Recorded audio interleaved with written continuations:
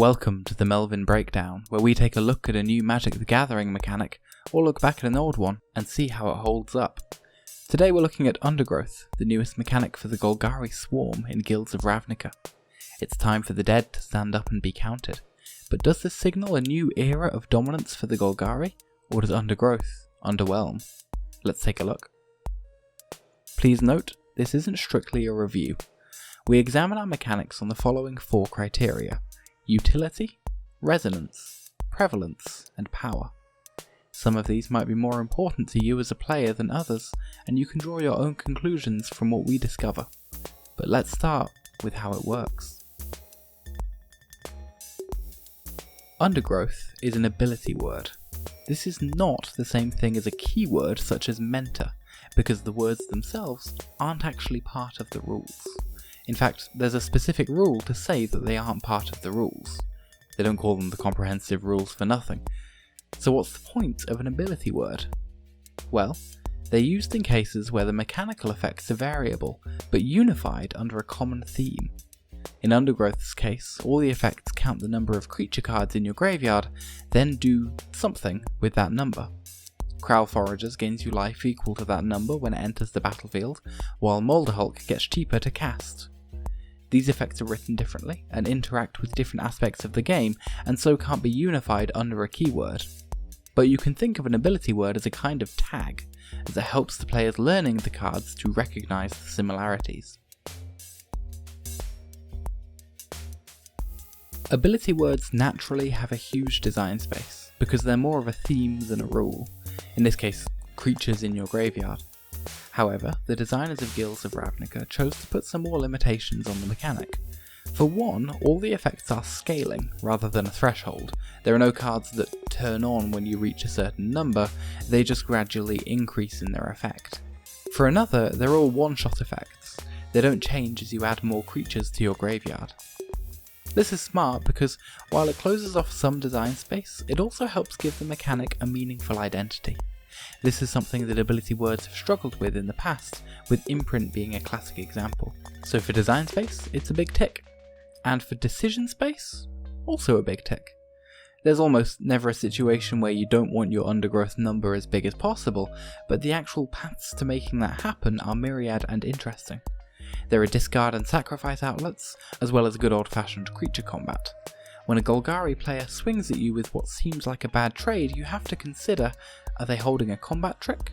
Are they trying to fuel Undergrowth? Is an even better creature going to come down if you kill this one? All of a sudden, every creature matters, and nothing goes to waste. Both previous Golgari mechanics have played with the graveyard, the infamous Dredge in original Ravnica block, and the so-so Scavenge from Return to Ravnica. This coheres into a good mechanical identity for the faction, and Undergrowth contributes to that nicely. A particular focus on creatures makes sense for the Golgari, even as it's not quite clear how Mausoleum Secrets improves in that Flavour framework, so on the whole, it's nice. But I have to get on my soapbox here, because while this isn't a problem with Undergrowth specifically, it is a general problem to which this mechanic contributes. That problem is graveyard mechanics. In the past few years, we've been subject to no shortage of mechanics that care about the graveyard. From Spell Mastery in Magic Origins to Delirium in Shadows over Innistrad, and even Jumpstart in this set, Guilds of Ravnica. Going further back, we have Delve, Flashback, and Threshold, all of which are doing roughly similar things to Undergrowth. I get it, the graveyard is a valuable part of the game and it makes perfect sense to explore it as a resource, but Undergrowth is not by a long shot the most rewarding or resonant expression of that resource. Now, someone posed this, or roughly this, to Mark Rosewater, Magic's lead designer, back in September of 2018. He said, "The game is celebrating its 25th anniversary, and we've printed over 18,000 unique cards.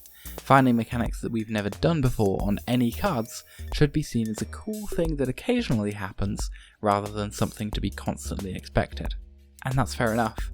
It's certainly not reasonable to expect every mechanic to break new ground. But when we're evaluating resonance, bland is bland, and Undergrowth is bland. Okay, rant over. let's talk about how it actually feels to play Undergrowth. Unfortunately, I have some issues here too. Magic designers have often talked about their reluctance to make downside mechanics, and while Undergrowth isn't strictly a downside mechanic in that it doesn't specifically limit something, it does kinda feel bad to throw away creatures. We are taught in Limited especially to always be casting. A, always. B, C, casting. Always be casting. Always be casting. Specifically to be casting cards that affect the board state. CABS, cards that affect the board state. But Undergrowth encourages us to discard, mill, or sacrifice our creatures. There are often synergies to find there, with cards like Undercity Uprising and Charnel Troll, but that doesn't necessarily make it feel not bad. All the 5 guilds in this set are well represented, and the Golgari have a good few cards to their name. Undergrowth is in part what we call an AB mechanic. That's a mechanic that requires certain enabler cards to work, cards like Erstwhile Trooper and Glowspore Shaman that help get your creatures into the yard. That means that if you can get those enablers together, the rest of the deck goes like clockwork. Undergrowth isn't actually a strict AB mechanic, but if you just rely on the natural course of the game to put all your creatures in the graveyard, your Undergrowth cards won't be useful until it's too late. It also helps that Undergrowth is almost a perfect build-around mechanic.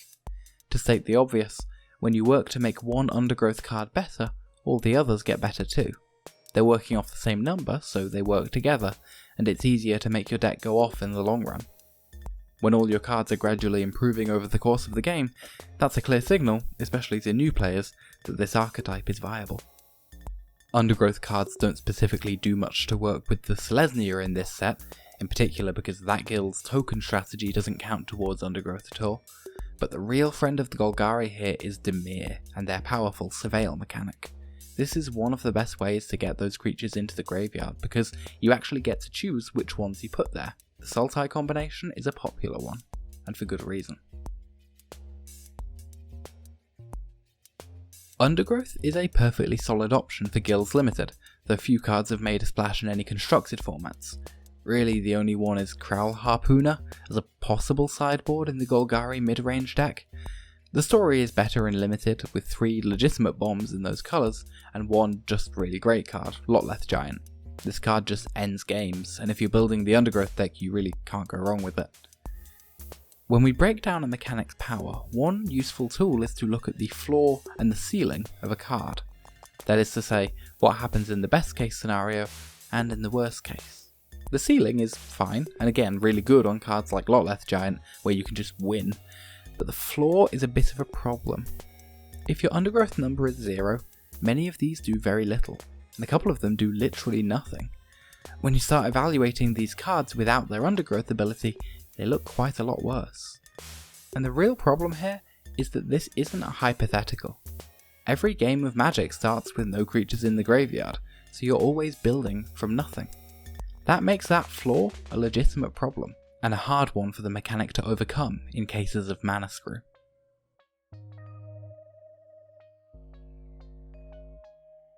Undergrowth suffers from a generic mechanical shtick and a significant power discrepancy, but it got a good amount of representation and exploration in its debut.